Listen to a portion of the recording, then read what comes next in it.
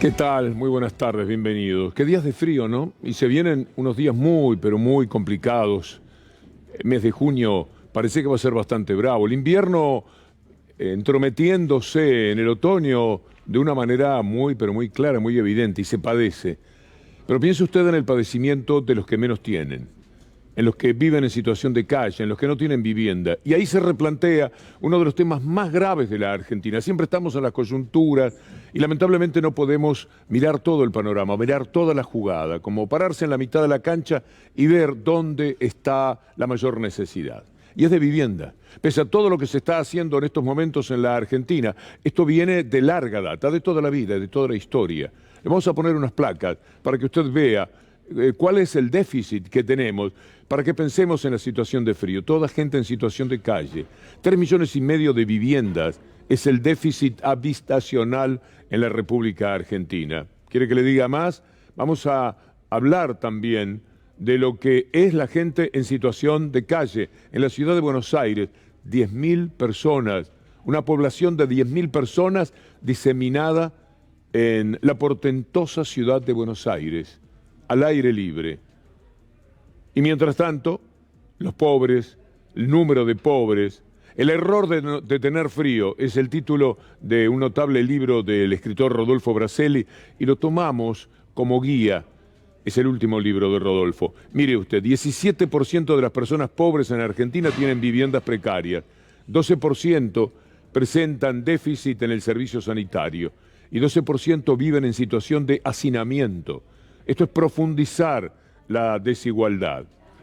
Es muy lamentable y muy triste lo que está pasando, pero más aún cuando el frío arrecia porque el solcito no alcanza. Ese famoso poncho de los pobres, el mejor de los ponchos, es insuficiente. No tapa a todos, ni tapa todo el tiempo. Por eso es bueno que podamos hablar de la desigualdad para tenerla permanentemente en cuenta. Y quienes lo pasan muy mal, todos hablamos del frío. Bajamos en el edificio y conversamos con quienes allí viven. Qué barbaridad, qué frío, se vino de golpe. Pero hay gente que lo padece como para llegar a la muerte. Hay gente que se muere de frío. Y ha sucedido, porque además es gente que está comiendo muy mal. Entonces se junta todo, pocas calorías y a la intemperie. Por eso hablamos del error de tener frío, como nunca lo es. Pero no es de ellos el error, sino del Estado, sino de nosotros, sino también de la falta de solidaridad.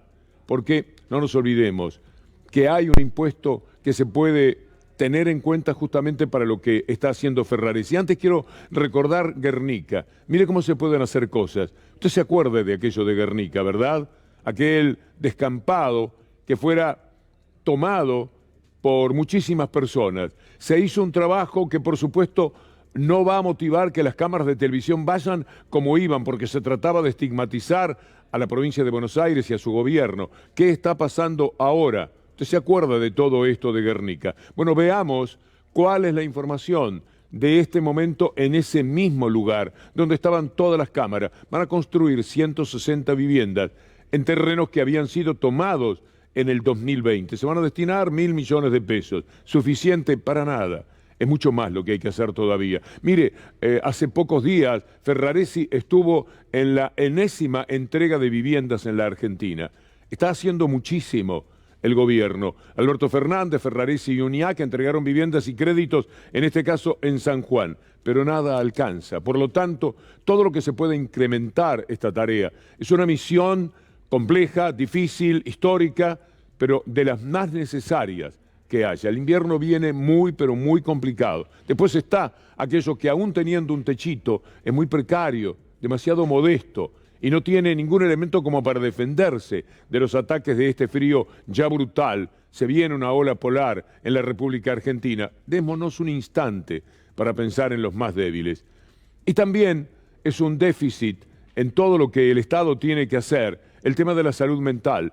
Usted dirá, ¿sabe de dónde venimos? Sí, venimos del neoliberalismo.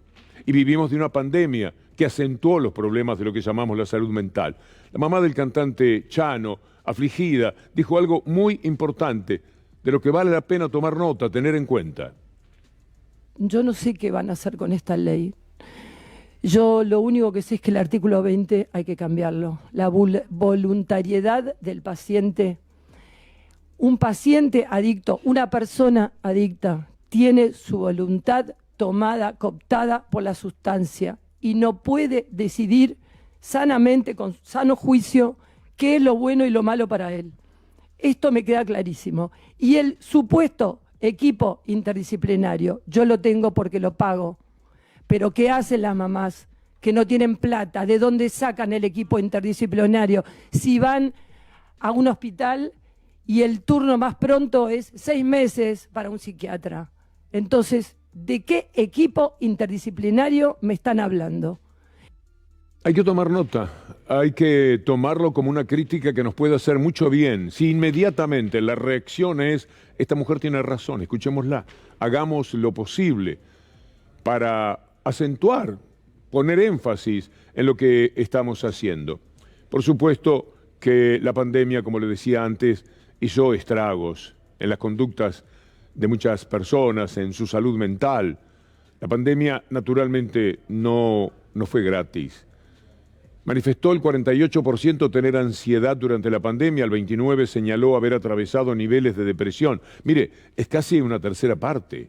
Y el 42% reconoció tener riesgo suicida. La fuente es el CONICET y la Universidad de Córdoba. No apelamos a cualquier cosa. En medio de todo esto, ¿qué ocurre? Están los que inmediatamente quieren sacar ventaja. De una manera despreciable, la ex gobernadora que huyó de la provincia que gobernó, María Eugenia Vidal, habla como si ellos no hubieran sido gobierno, como si no tuvieran nada que ver, como si no hubieran atentado contra el presupuesto de lo que es la lucha por una mejor salud mental de la población. Se anima a poner este tuit, María Eugenia Vidal. Por supuesto, con ventaja política. Escucho el dolor de Marina y pienso en los miles de familias, las miles de familias con las que me junté en estos últimos meses. Lo hubieran hecho en los tiempos de gobierno, ¿no? La ley de salud mental actual no sirve, no acompaña, no ayuda y deja desamparadas a las personas que sufren adicciones. Es urgente reformarla y para eso estamos trabajando. Tarde se ocupa, ¿no? Mire esta respuesta que le da la subsecretaria de Salud Mental de la provincia de Buenos Aires, Julieta Calmes. No es la legislación, sino la implementación lo que falla. Necesitamos políticas públicas que transformen el sistema de salud para que sea más accesible, más justo y solidario. Lo estamos haciendo, es un proceso. Ustedes tuvieron la oportunidad y cerraron el Ministerio de Salud. ¿Cómo puede hablar María Eugenia Vidal frente a este recordatorio que hace Julieta Calmes?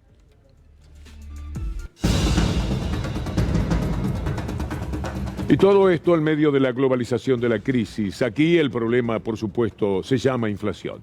Hay que nombrarlo todos los días, todo el tiempo, como para que alguna vez salgan a luchar en serio contra esa inflación. Para que alguna vez pueda ganar el pueblo, que es el que la padece, a los que la generan, que son unos pocos. Existe una ley de desabastecimiento que en algún momento va a haber que aplicar, le duela a quien le duela. Una ley que hasta contempla la posibilidad de que vayan presos estos delincuentes que están enfermando al pueblo, salud mental, que están hambreando al pueblo, pobreza, y que están impidiendo todo desarrollo de las personas. Es muy duro lo que nos pasa. Es verdad, ocurre en todo el mundo. Mire, vamos a empezar por la inflación en la eurozona, para que usted vea lo que allí está ocurriendo y la que se viene en Europa, con problemas por el gas, con problemas para la alimentación. Ya le contamos a usted que hay varios países donde se están salteando comidas. La inflación de la eurozona se dispara el 8% en mayo por los precios de la energía y de los alimentos. En abril la inflación había alcanzado el 7,4%, el mayor encarecimiento de los precios registrados en la eurozona en toda la serie histórica, tomando a partir de 1997. Mire lo que pasa en Alemania, se lo vamos a contar de esta manera. This summer, Germans will be able to travel across the country for just $9.66 a month. The campaign is valid from June to August on all regional public transport, including buses, subways and trains. The cut-price transport ticket is part of a larger $17 billion relief package. It's the second such aid package the government has launched in response to the war in Ukraine. Que hay que subsidiar. Es necesario ayudar. El Estado tiene que ser el primer solidario porque somos todos solidarios entre nosotros y con los que más padecen. Esta situación de la inflación lleva a tomar este tipo de medidas subsidiadas poniendo mucho dinero para que la gente pueda vivir un poquitito mejor, porque a ellos también se les está cayendo la estantería. Así que entendamos que lo que la inflación produce es algo que tiene un carácter mundial. Mire este destacado de la OIT, que habla también de todo lo que dejó la pandemia. La guerra y la inflación paralizan la recuperación del mercado laboral mundial. Se calcula que en el primer trimestre de este año se trabajaron en el mundo un 4% menos de obras que a finales del 2019, lo que supone que la pérdida de empleo con respecto a antes de la pandemia se eleva aún a 112 millones de puestos de trabajo. Vamos a escuchar a los españoles, que nos toca tan de cerca, porque allá además viven decenas de miles, si no cientos de miles de argentinos, de latinoamericanos que conocen bien la situación y la están padeciendo. Ahora viene el verano. El verano es una tibieza para la vida de la gente. El invierno es una gran complicación y el invierno europeo hace que nosotros cuando hablamos de invierno no tenemos idea de lo que estamos hablando. Se le vienen tiempos muy, pero muy difíciles. Miren ustedes lo que está empezando a suceder en España todavía en verano. El encarecimiento de los carburantes y de los alimentos ha provocado que la inflación repunte en mayo después del pequeño respiro de abril. Los precios suben este mes un 8,7% respecto al año pasado, son 4 décimas más.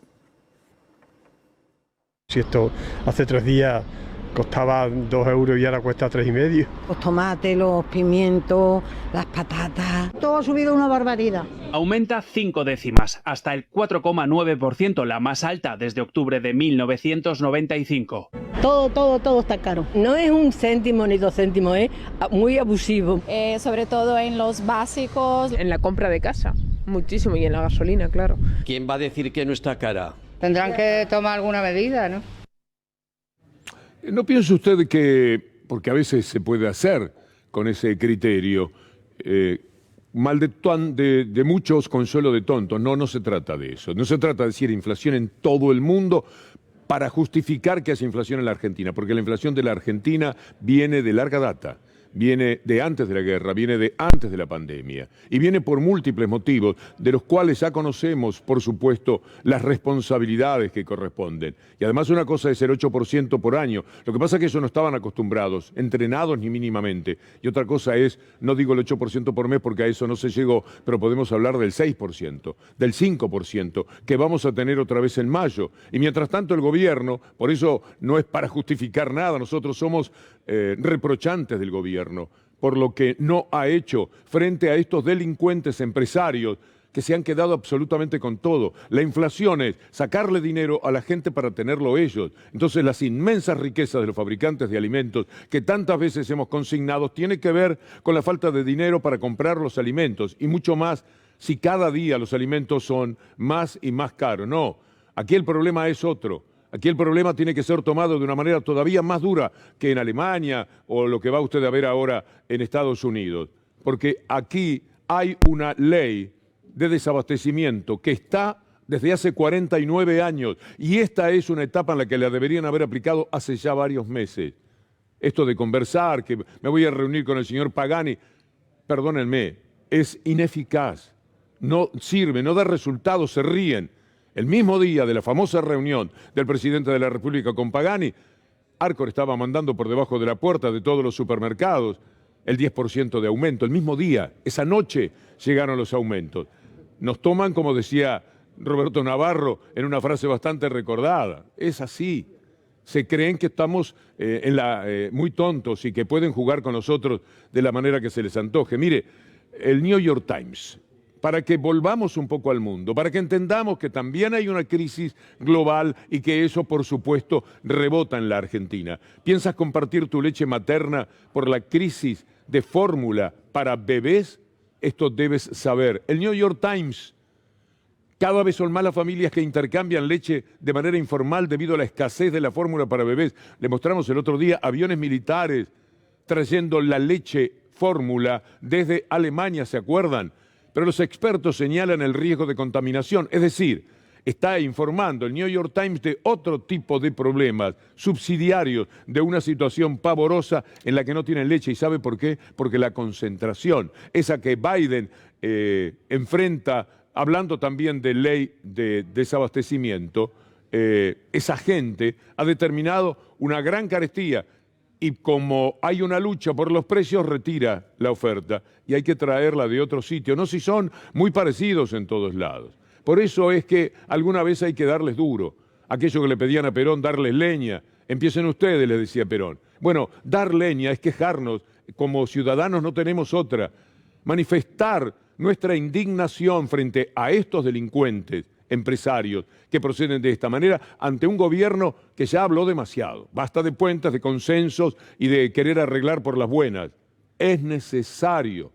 Ya se fueron 5 meses. ¿Cuánto hace que el señor presidente dijo, ahora comenzamos la guerra de los precios? ¿Se acuerda que le tomaron mucho el pelo porque ya había pasado demasiado tiempo? Bueno, en aquel momento parecía osado reírse de lo que había dicho. Ahora no tanto, si seguimos en la misma, si estamos en una situación en la cual viene cualquiera y se lleva por delante los derechos de la gente. Mire lo de la sociedad rural. El New York Times está hablando de la solidaridad de la gente, ya que son solidarios, cuídense. En plena crisis alimentaria, dice el Destape, la rural reclama que eliminen ya las retenciones. No es que no quiere que le aumenten al nivel que estaba en la época de Cristina Fernández de Kirchner, por ejemplo. Ahora están bastante más abajo. La sociedad rural emitió ayer un comunicado en el que renovó las críticas a las retenciones a la producción agropecuaria. Yo nunca he visto personajes iguales, de tanta avaricia. Están completamente locos. ¿Qué piensan? ¿Que están a salvo absolutamente de todo?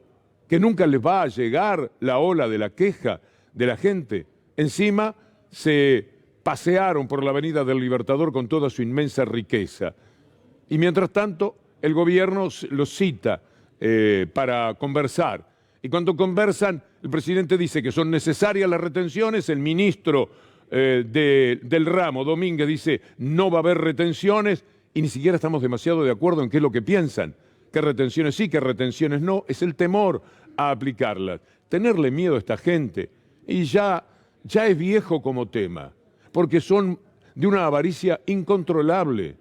En consecuencia, habrá que enfrentarlos de otra manera. Habla de esos bolsillos llenos Pablo Moyano en estas declaraciones.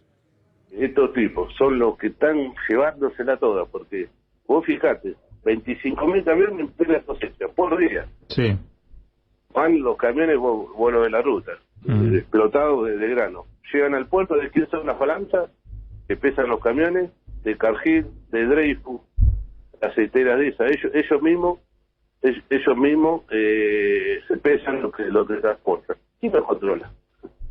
¿Sabes la evasión que hay a través de los barcos y buques que van a distintos lugares del mundo? Ahí está lo que se perjudica al país. Yo creo que sería fundamental aumentar las retenciones. Yo estoy de acuerdo. Tiene toda la razón del mundo.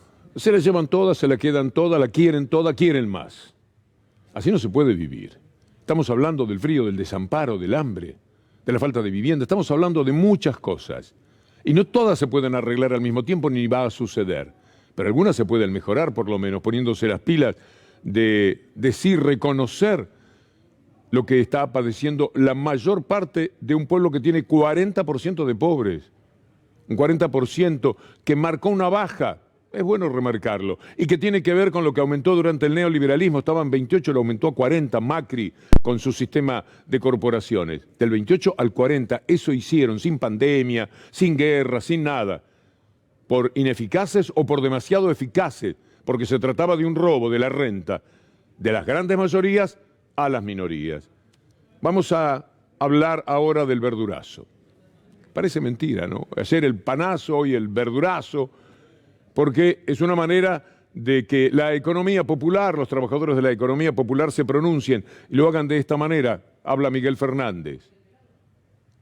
La idea fundamental es mostrarle a todos de que nosotros somos capaces de contribuir para bajar la inflación en el tema alimentos que hay en el país. Nosotros traemos de todas las provincias alimentos que producimos nosotros y que por no tener las herramientas para poder industrializarlos o darle valor agregado, terminamos vendiéndole al intermediario y después los grandes le ponen el precio y todo lo demás y están vendiendo una mercadería que nosotros la podríamos vender mucho más barata, a veces en el triple y 4 veces más caro de lo que nosotros podemos venderla. Entonces estamos acá para mostrar que es capaz, para que alguien tome decisiones políticas de que nos acompañe en esto, a este campo, a este interior profundo, donde producimos una diversidad de alimentos y que somos capaces de poder alimentar mucho más barato a muchísimas personas que están en este momento que no pueden acceder a los alimentos. Esos van a hablar siempre de los insumos. Le mienten a la gente porque usted qué sabe cuánto cuesta un tractor, por ejemplo. Un tractor, lo dijo el Vasco de Mendiguren y lo afirmó con notable precisión Alejandro Berkovich esta semana. Bueno, comprar un tractor cuesta mucho menos terneros que años atrás. Por ejemplo, para marcar con claridad, ya no hablar de plata que por ahí marea, hablar de lo que cuestan las cosas. En este contexto nos están haciendo comer la menor cantidad de carne de la historia en la Argentina. Ellos se quedan con enormes ganancias, pero mientras tanto, carne de vaca, olvídese, el consumo alcanza su mínimo histórico y los precios suben 70% interanual. ¿A usted le parece? En mayo aumentó más del 6%. Los argentinos comen 46 kilos por habitante en el año. Y de paso, como escasea la carne de vaca, el pollo aprovecha, se agrandó el pollo. Subió casi el 70%. Es demasiado lo que nos hacen. Por lo tanto, uno espera que el árbitro de todo esto, que no es otro que el Estado, actúe con una decisión que pase por alto las amables charlas. Tenemos que hacer una pausa de verdad de 3 minutos. Nosotros decimos 3 minutos y tome nota o tome el tiempo, ya venimos.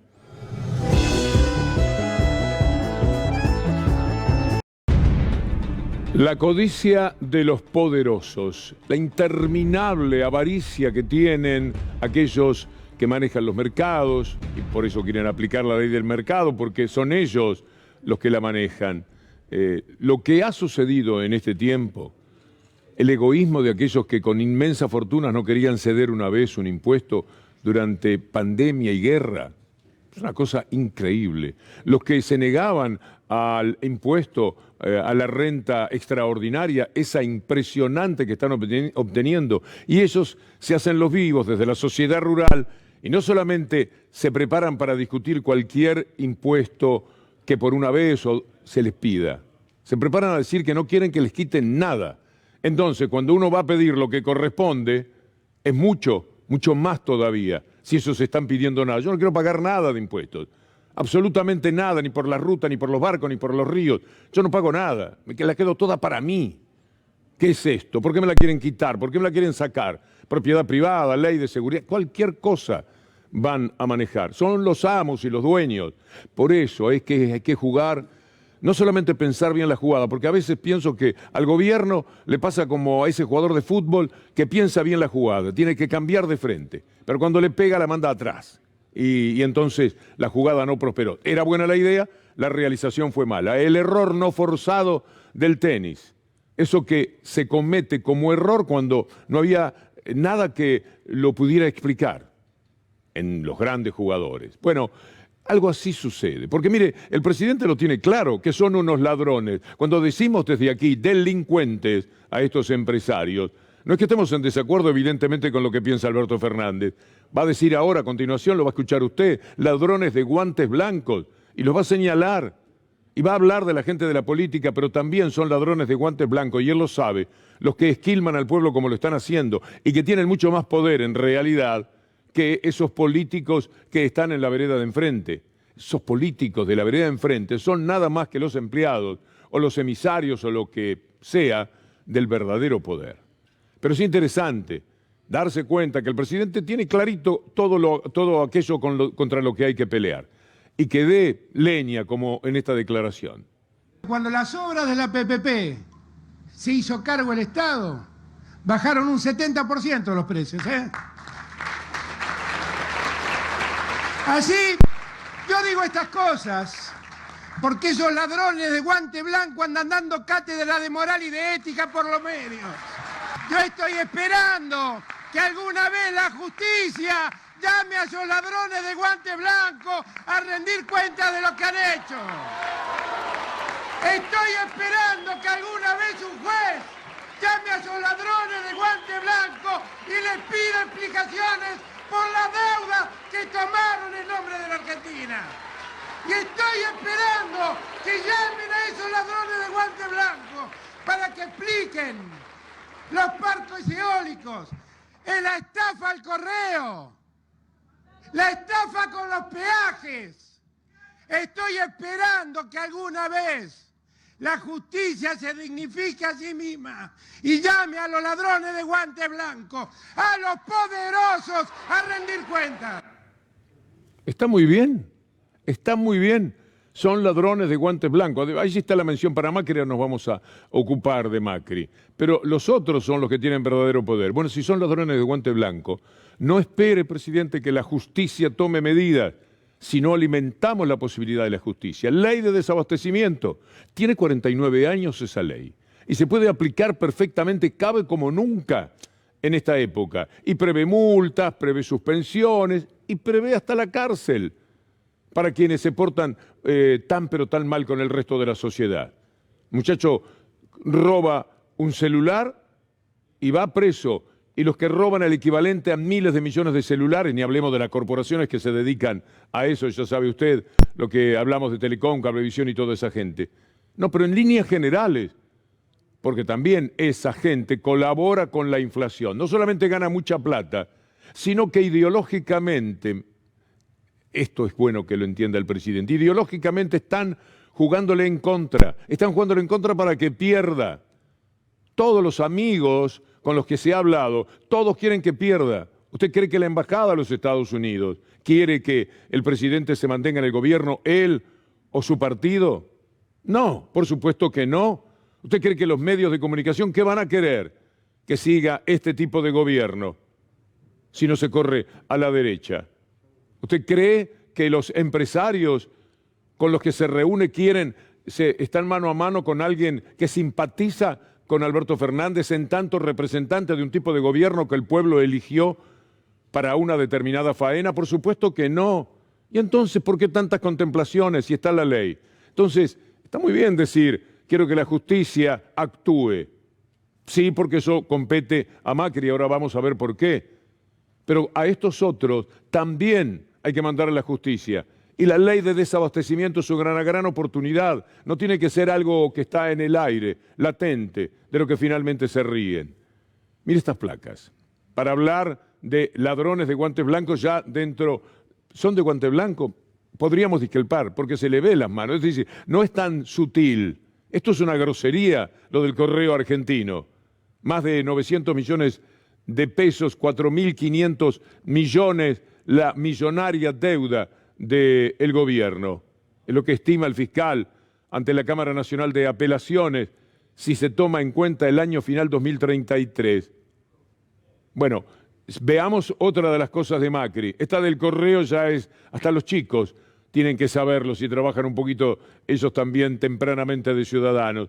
Se validaron pagos por casi 1.800 millones en peajes y negocios de los Macri. ¿Hasta cuándo las denuncias periodísticas probadas? Porque no son las denuncias periodísticas del dólar futuro, payasadas como las que le han llevado a la justicia para alimentar permanentemente un estado de estigmatización que después, a la hora de la verdad, no sirve porque nunca tienen una prueba. Esto es fácil. Esto lo entiende cualquiera. ¿Qué fue lo que hicieron? Porque era de ellos el peaje y se autopagaron 1.800 millones en el balance total. Y lo vio todo el mundo, por eso lo de guante blanco está por ahí nomás. Mire este otro negocio, los parques eólicos. Macri ganó en un pase de mano 70 millones de dólares. Le dieron la plata en este canal. Juana Morín demostró claramente cuántos millones le habían dado a Gianfranco, aquella empresa que compraba el parque eólico, que se vendía después de sacarle mucho valor arriba, porque Macri estaba en el gobierno, compraba los parques, le ponía valor con sus decisiones y después los vendían. No se conoce delincuente más delincuente que Macri. ¿Por qué esto? Es necesario un juez. Siempre es bueno pasar por la justicia, pero usted no necesita un juez para entender esto, porque está claro cada uno de los elementos con los que lo hicieron. Por supuesto, una sola repregunta que le hicieran, ¿sabe dónde van a parar estos mozos? Mire este anuncio que hace Macri en el diario El País de España. Mire qué degeneramiento de la verdad. Todo lo que se dijo de parte de este gobierno, de que la plata se fugó, que endeudamos criminalmente a la Argentina, todas esas denuncias son payasadas. Él habla de payasadas. Porque la deuda fue reemplazar deuda que ya teníamos, mucha que había tomado el gobierno de ellos. ¿Cómo se puede mentir así? Y la que tomamos nosotros fue por el déficit que dejaron ellos. Nosotros les dejamos una Argentina que no necesitaba tomar la deuda, no, que no podía tomar deuda. Si este gobierno quisiera, que me parece que de ninguna manera podría ser la política desembosada que empleó Mauricio Macri. Ahora mire esta placa. Macri acaba de decir eso que usted leyó en el diario El País, eso es de hoy. Después que habló Alberto Fernández, salió con ese brulote, hablando con todos los medios amigos nacionales e internacionales que le fuera posible. Veamos la placa sobre lo que es la deuda, para que usted vea por periodos lo que es. Primero escuchémoslo. Es el presidente que más deuda tomó en la historia, récord, más de 30.000 millones de dólares por año. Y encima nos deja el triple de leaks, estas cosas del Banco Central que la gente ni entiende, que es otra bomba. ¿En eso es hábil el kirchnerismo? Digo, porque... Sí, obviamente, de repetir la mentira, pero se está cayendo a pedazos. Arrancaron en el 19, que tuvieron éxito en convencer a una cantidad de gente para que no continuásemos, pero durante el 20 también, pero ya en el 21 se empezó a caer a pedazos, porque finalmente con una prensa independiente y que empezó a recuperar una cierta prestancia a la oposición que estaba muy golpeada, hoy ya no se puede discutir que han tomado deuda por más de 60.000 millones de dólares, y lo peor de todo es que van a dejar una bomba de pesos. Miente con los ojos, miente con las manos, miente con el alma. Todo él es una inmensa falsedad, una mentira constante. Vamos a ver la placa ahora en cuestión para que usted vea el tema de la deuda. Estas son cifras públicas. Al 31 de diciembre del 2015, el monto total de la deuda, aquella que venía de la larga noche de los 90, era 240.000 millones. Cuando ellos empiezan era 240.000 millones. Cuando terminan, en 2019, el 31 de diciembre, eran 323.000 millones. En el 2020, este gobierno llegó a 335.000 millones y en el 2021 siguen siendo 335.000 millones. Esto, que son números públicos, es la única realidad. Y por lo tanto es la verdad. Pero ya que estamos con las mentiras, alguien que se llama 19 de Nepal, una cosa así, hizo 9 de Nepal, bien, 9 de Nepal, hizo este trabajo. ¿Cómo se arregla? Empezando por lo básico. Lo básico que la Argentina no arregla hace décadas. Y que habíamos logrado llegar a arreglar en el 19. Que es no gastar más de lo que ingresa. Frente a esta nueva situación, y de manera preventiva, he decidido iniciar conversaciones con el Fondo Monetario Internacional. Y no robarle a la gente con impuestos que son imposibles, que destruyen el empleo. Asusta cuando decís en porcentaje cuándo va a subir, cuánto va a subir, ¿viste? Pero puede pasar que hay una factura que pagaba, no sé, 150 pesos y ahora pasa a pagar, no sé, 350 pesos. Está bien, son 200 pesos, pero 200 pesos son 2 taxis, ¿viste? Sí. Eso también es lo que hay que entender. O 2 pizzas. 2 pizzas, ¿viste? Estoy seguro que 15 y 19 fue el prólogo del cambio, que vimos muchas cosas que se podían hacer distintas. Por empezar, estas relaciones. Nuestro gobierno nunca nadie te llamó para decirte, che, ¿qué estás diciendo? Mira, entre las presiones que me preguntaba recién, también estuvo la interposición de una denuncia penal que me hizo, ¿no?, por defraudación al Estado. A ningún periodista, a ningún juez. Escuchame una cosa, estoy acá enterándome de que fue muy mal la indagatoria de José y que que digamos el tema pasó a vos, pero que no estás actuando como nos dijiste. ¿Me podrás explicar? Cada uno actuó en libertad, apostamos a empoderar al ciudadano. Laura, necesito que te juntes con un amigo mío y lo invocaste en una denuncia y encima Clarín lo nombró y necesitamos que te juntes con él porque la verdad es que no tiene una mierda que ver. y a la transparencia, por eso recuperamos 19 posiciones en el ranking de transparencia que las hemos vuelto a perder, por supuesto, con este gobierno. Será el 9 de PAL, pero la mueve bien, ¿eh? Y entramos a los nuevos discursos, ya este medio año, poquito más, que queda del 22 y el 23 van a ser un infierno, lo que puede llegar a mentir cada uno de ellos y a prometer cualquier cosa, 4.000 jardines de infante. Eso no lo van a decir porque inmediatamente todo el mundo está recordando de qué están hablando. Le vamos a quitar ganancias a los trabajadores. No lo van a decir porque al instante todo el mundo evoca qué es lo que ha sucedido. Pero se van a animar a decir, por ejemplo, otra vez, que van a terminar con la inflación si es muy fácil. Mire cómo lo dice Larreta. ¿Vos podrías poner un tiempo para resolver la inflación? ¿Meses, años, décadas? ¿Se puede hacer eso o no? Mirando la historia argentina, estudiando, yo estudio historia económica bastante, es un tema que me informa muchísimo. Estudié economía en la facultad, pero además estoy profundizando en historia. Las veces que se encaró se hizo rápido, en meses. Las veces que se encaró se hizo rápido, en meses. ¿Meses? En meses. En meses se logró bajar la inflación. En meses se logró bajar la inflación. Después, para sostenerlo, tenés que hacer una cantidad de reformas que acompañen eso. Por ejemplo, no podés tener déficit fiscal, el tema de abrir la Argentina al mundo de manera inteligente, cuidando el trabajo argentino, pero hay que abrir el país al mundo. Hoy tenemos una economía muy cerrada. Bueno, recordemos brevemente cómo Macri también decía que la inflación era pan comido. La inflación es la demostración de tu incapacidad para gobernar. En mi presidencia la inflación no va a ser un tema, no va a ser un desafío. El desafío va a ser conseguirle trabajo a la gente. Lo primero que tengo que decirle a los argentinos es que la inflación se produce culpa de un gobierno que administra mal, que no es tanto culpa del gobierno. Yo quiero que sepan que si la inflación no baja, es culpa mía. Este año ya va a ser la mitad del año pasado y para el año que viene esperamos bajar otro escalón más para llegar al 2019 a cumplir lo que nos hemos comprometido, que es una inflación de un dígito. Resolviendo este problema del déficit y el desequilibrio que nos trae con la inflación, el tema de los números también aprendamos, ¿no? Yo lo que le digo es, este año terminaremos en la inflación alrededor del 30%, lamentablemente. Descansemos de este hombre. Le pido otros 2 minutos 20. Tome nota, porque es brevísimo. Todas y ya estamos con derechas son iguales.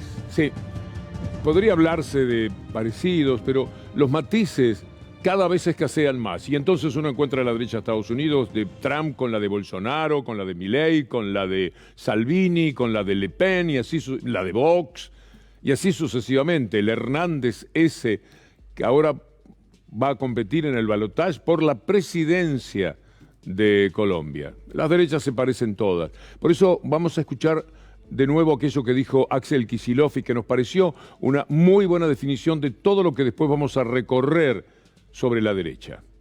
¿Qué dice la derecha? ¿Qué te dice Milei, Macri? Están totalmente de acuerdo. Que el gran conflicto que hay hoy en la sociedad actual y en la Argentina actual es los políticos, de un lado, a lo que llama la casta, el Estado, y del otro lado, el individuo aislado, que su libertad la tiene restringida por los políticos, el Estado. Este vendría a ser el problema que hay. Y obviamente se resuelve dinamitando el Banco Central, terminando con la casta, bueno, todas estas cosas que dice.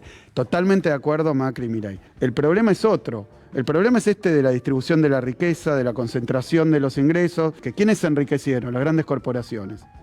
El poder económico. De un lado está el poder económico, del otro lado está la sociedad, compuesta por los pibes, las familias, el barrio, los cuentapropistas, los comerciantes, también la pyme, también de un lado las corporaciones y del otro lado la sociedad. Y el gran problema que hay es que el Estado tiene que decidir de qué lado está, para quién juega.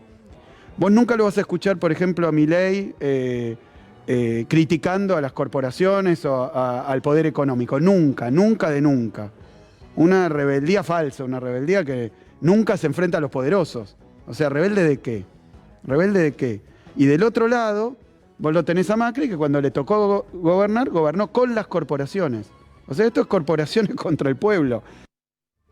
Sí, absolutamente así. Pero veamos a Milei en un compilado de su presentación en un ámbito que él habrá pensado iba a ser muy grato. Lo que sucede es que por mejor que lo traten, cualquier pregunta lo desacomoda, sobre todo si se parece a una repregunta. Amplía un poquitito ese comentario. Entonces queda muy claro lo que dice Kicillof respecto a Milei. Nosotros tomamos, quitando algunas de las preguntas, pero lo concreto de lo que dijo Milei este domingo.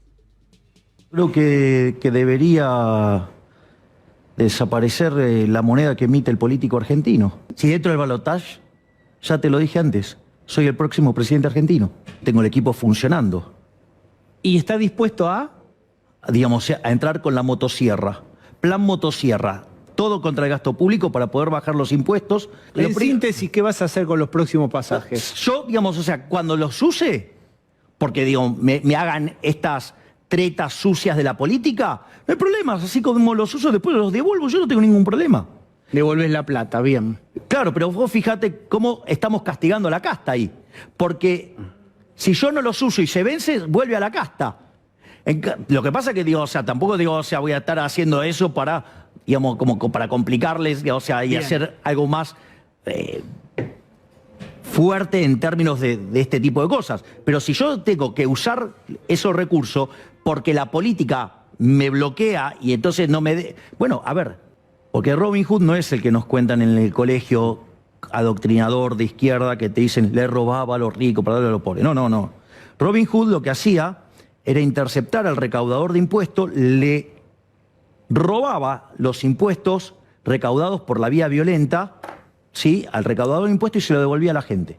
O sea, eso es lo que estoy haciendo yo. Yo lo que estoy haciendo es devolverle a la gente ese dinero que se le sacó por la fuerza. Yo creo que el Estado es una organización criminal. Sí, y usted está trabajando para dirigir ese Estado.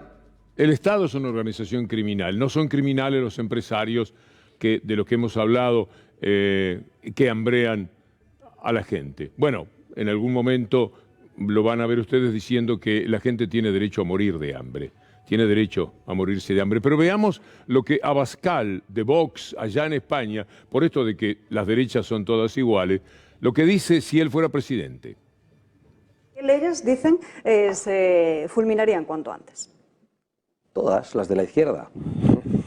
Todas. Todo lo que ha aprobado el zapaterismo.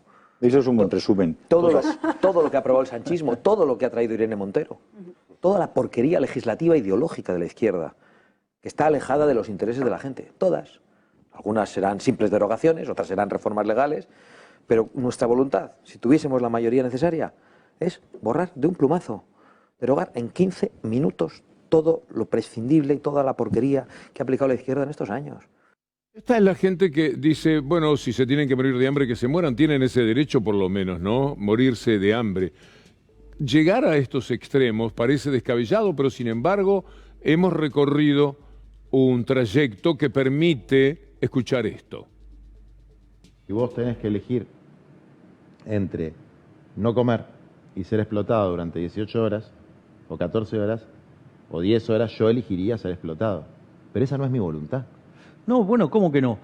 También podés elegir que morirte si querés morirte. Y claro, no, es que obvio. Yo no me quiero morir, no quiero ni la horca ni la guillotina, quiero la libertad. ¿Vos sinceramente defendés el derecho a morirse de hambre? A ver, cada uno puede hacer de su vida lo que se le dé la Por eso, pero gana. vos sinceramente decís, en esa situación, una persona... A ver, si vos tenés la posibilidad de trabajar... No solamente lo hace trabajar 18 horas... ¿no? Y lo eligió para sus hijos. Se prefirió no trabajar y que sus hijos se murieran. Es tan libre el hombre que puede elegir morirse de hambre. Bolsonaro, como Macri, quiere Petrobras. Macri, Aerolíneas Argentinas, porque se le ocurrió meterse con eso. Será porque es lo único que vio como para ver si se puede hacer algún negocio para los amigos que lo incluyan. Veamos primero a Bolsonaro. Olha, a privatização da Petrobras, se der tudo certo, vai 4 anos. Logicamente que vai ser um negócio complicado. Agora, que não pode a Petrobras ser uma semi-estatal, né, e com um monopólio no Brasil. Aí não dá. ¿Qué haría con Aerolíneas Argentinas? No poner $1 más. Si Aerolíneas no puede mantenerse como una línea aérea común, que no exista más. Bueno, también estaba mirando que vuelve Milei como personaje hoy, porque queremos recordar aquello de las armas, porque viene un tramo en el que vamos a contarles lo que hoy sucedió en los Estados Unidos, siempre, naturalmente, en torno a las armas. ¿Por qué vas a restringirle la libertad individual al tipo que quiere tener un arma? ¿Por qué, digamos, o sea, pero por qué si alguien quiere elegir su nivel de seguridad, vos, digamos, se lo vas a, es como que vos te querés comprar un seguro y no se lo dejas comprar? ¿Por qué? Digamos, ¿por qué avanzás sobre la libertad? ¿Y sabes qué es lo peor de todo? Pero por porque eso, ¿qué puede ser que en una... reformarías? Escucha, concreto, bajemos a tierra. Si Milei presidente, ¿qué modifica con respecto a tenencia, aportación, uso de armas? Yo voy en la línea de Rudolf Giuliani. O sea, mano justa. O sea, el que la hace, la paga. Es decir, basta de esta basura de la doctrina Zaffaroni, toda esta basura de la corrección política. Con respecto a la tenencia de armas y el uso de armas. Que la gente pueda tener armas libremente. Sin ¿Libremente en el supermercado también? No tengo problema. ¿Quién sos para restringirle la libertad a los otros? Ayer, sobre las armas y sobre lo que pasa en Estados Unidos, nos permitíamos decir esto. Mire esta escena. ¿No la vimos ya, acaso, en Búfalo? Ahora escuchémoslo decir lo mismo que dijo en Búfalo, lo mismo que dirá dentro de una semana, 2 meses, medio año, cuando nuevamente suceda esta tragedia. Bueno, y hoy pasó. Es decir, no hubo que esperar una semana. Hoy tuvimos otra tragedia, otra balacera, de la que participaron de una manera todavía no muy clara mujeres que discutieron en un estacionamiento y tenían armas y empezaron a los tiros. Murió una persona, 2 o 3 fueron heridos y otra vez esa escena recurrente que se da en los Estados Unidos de mostrar este escenario de policía, de calles cerradas, y otra vez el terror, el temor, las balas, las armas. Y aquí, mientras tanto, gente que está diciendo que está muy bien el uso de las armas y que las van a vender en supermercados. Lo increíble no es que haya alguien que lo diga, sino que vote a una persona así. Mucha gente, como evidentemente ocurre, por ejemplo, con Trump, que al mismo tiempo que se daban estos tiroteos, hoy otro sangriento tiroteo en Estados Unidos fue en una universidad de New Orleans. Al mismo tiempo estaba ayer en una convención de las armas a 400 kilómetros de donde habían asesinado a los chiquitos. Esto pasa permanentemente. Le vamos a mostrar algo que parece increíble. Un chico de 10 años detenido por amenazar en Florida con un tiroteo masivo. La oficina del sheriff del condado de Lee dijo que un niño de 5º grado, 10 años, realizó una amenaza escrita de llevar a cabo un tiroteo masivo. Vamos a ver cuándo se lo llevan preso a un niño de 10 años. Ahí se va. Este es el personaje en cuestión. Se embalan, pero pueden sorprenderse demasiado, acaso, en Estados Unidos o los que aquí quieren armas. Un chico de 10 años ya participa de esta locura de los Estados Unidos con una amenaza. Y la demencial situación se completa en el momento en que lo llevan preso. Ahora vea por qué pasa todo esto. Este tiene 10 años. Este que le vamos a mostrar ahora, ya lo hicimos, pero viene a cuento, viene en el hilo de lo que queremos decir esta noche. Mire este niño de 4 años. Hey, what's your name? Maverick? That is awesome. How old are you, Maverick? He is 4 years old. Show me what you do with the gun. Do it again. Take the magazine out. Oh, can you put it back in?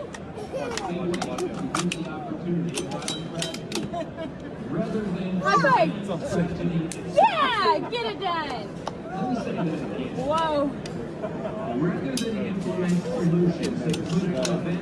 That is adorable. Así las cosas. ¿Qué comentario se puede hacer frente a esta situación de los Estados Unidos? Mientras tanto, aquí hay quien dice, si soy presidente, quiero que todo el mundo pueda comprar armas, que vaya al supermercado, los pibes, etcétera. Un chicle y una pistola 22, por favor. Mejor un fusil y una hamburguesa. Así de simple. Esto es lo que se merece La Argentina, que no tiene un historial de este tipo, le mostrábamos el otro día, entre 2009 y 2019, la Argentina tiene 0 situación como las que se plantean permanentemente en Estados Unidos. Rusia tiene 1, otros países 0 y 1. ¿Sabe cuánto tiene Estados Unidos? 280 situaciones de ese tipo, de matanzas de esa naturaleza en esos 10 años, de 2009 a 2019. Por eso, la gente del diario El País de España hizo un muy buen trabajo, tomando un poco lo que también nosotros sostenemos. No es un problema de Biden, de Obama, de Clinton, es un problema cultural, un problema que viene de las corporaciones. Si usted ve por casualidad la película Percy versus Goliat, se va a encontrar con la lucha de un granjero de Canadá contra Monsanto. Verá usted lo que es pelear contra las corporaciones. Es casi imposible. Tienen el mundo tomado de acá. Y no obstante, algo hay que hacer, de alguna manera hay que pelear. Pero mire lo que ha pasado con todos los presidentes de Estados Unidos en cuanto a la violencia. The American people are with you. Impossible to make sense of such violence and suffering.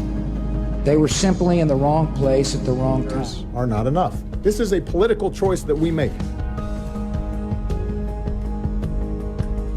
To allow this to happen every few months in America. And caring teachers became the scene of terrible violence. And the gun doesn't pull the trigger. A sick mind pulls it. As a nation, we have to ask, when in God's name are we going to stand up to the gun lobby? Esto es posible con tantos materiales como usted ve y con esta rítmica manera de presentarles la actualidad según como la vemos.